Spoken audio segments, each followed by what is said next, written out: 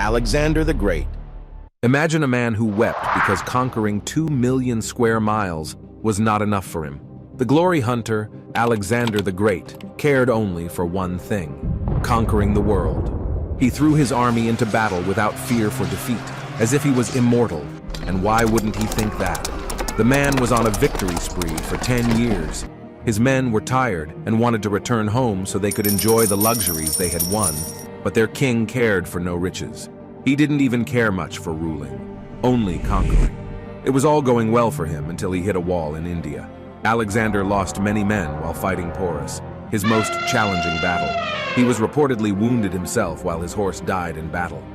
He kept pushing his men, but across the river was another vast Indian army refreshed and ready while his men tired and weak. They begged Alexander to call it a day, call it a campaign, or call it an empire, but return home.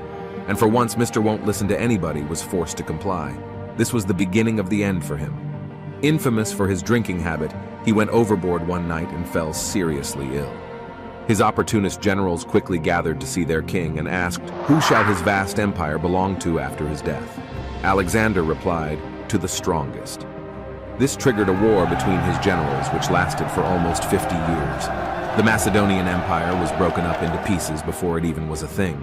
But anyways, it was never about Macedonia in the first place.